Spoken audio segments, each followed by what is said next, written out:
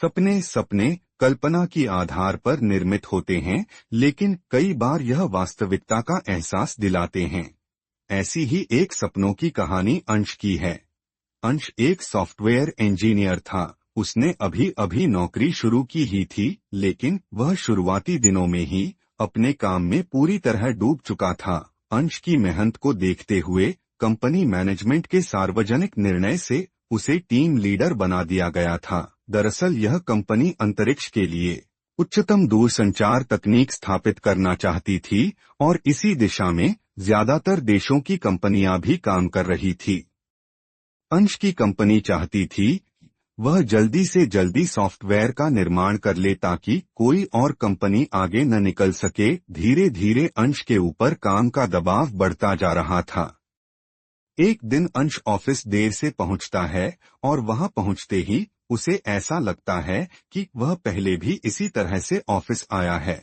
जैसे जैसे वह आगे बढ़ता जा रहा था उसे उसी के अनुसार लोग दिखाई देते जा रहे थे। कुछ लोगों से बात करने से पहले ही अंश को उनका जवाब पता होता। अंश को समझ में नहीं आ रहा था कि वह इतना कुछ पहले से कैसे जानता है। अगले दिन फिर वही सिलसिला दोबारा होता है, जिससे वह भौंचक्का हो जाता है क्योंकि उसकी जिंदगी उसके सामने रिपीट टेलीकास्ट की तरह दिखाई दे रही थी।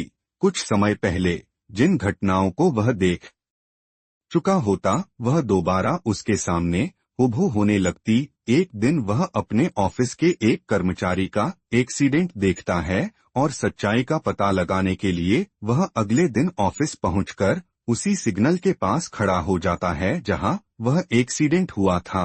काफी देर तक इंतजार करने के बाद जैसे ही उसका ध्यान भटकता है, अचानक वही एक्सीडेंट दोबारा होता है, जिसे देखते ही अंश घबरा जाता है।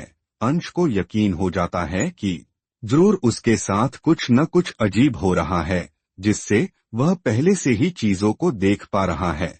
उसने तय किया था कि वह अपना मानसिक परीक्षण करवाएगा और इसी सिलसिले में वह एक मनोरोग विशेषज्ञ के पास पहुंचा। मनोरोग विशेषज्ञ बहुत अनुभवी था। उसने कुछ देर की बातचीत से ही अंश की समस्या का पता लगा लिया और जैसे ही उसने अंश को बताना शुरू किया, उसके पैरों तले जमीन खिसक गई क्योंकि वह कई दिनों से दोहरी जिंदगी जी रहा था। एक पहर उसकी आंखें खुली होती और दूसरे पहर वह सपनों में होता, लेकिन दोनों में अंतर कर पाना बहुत मुश्किल था।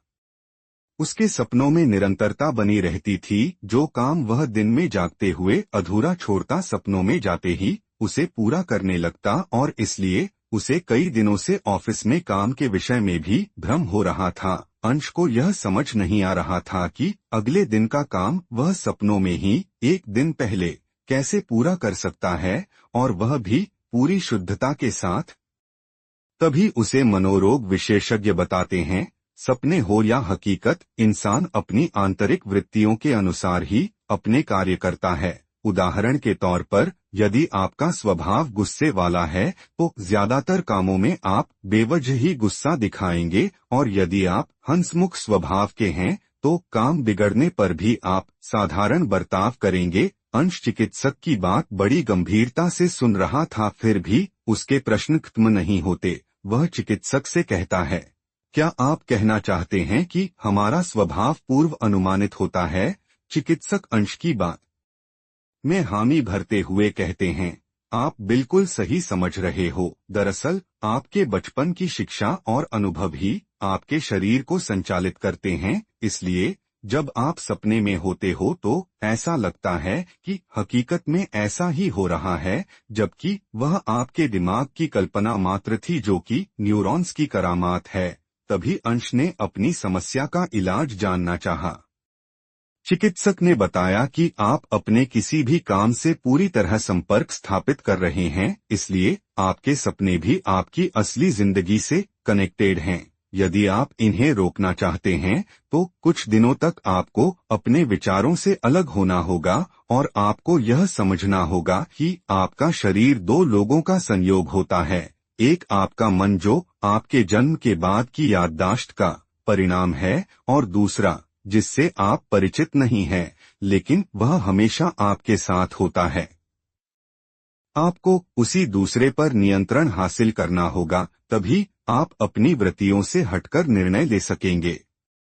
और आपके सपने भी आपको भ्रमित नहीं कर सकेंगे, लेकिन उसे प्राप्त करने के लिए आपको अपने दिमाग को विचारों से शून्य करना होगा है, और यह केवल ध्यान की क्रियाओं से ही संभव है। बस फिर क्या था, अंश ने मनोरोग विशेषज्ञ के मार्गदर्शन पर चलना शुरू कर दिया, जिससे वह अपने सपनों से बाहर आ सका।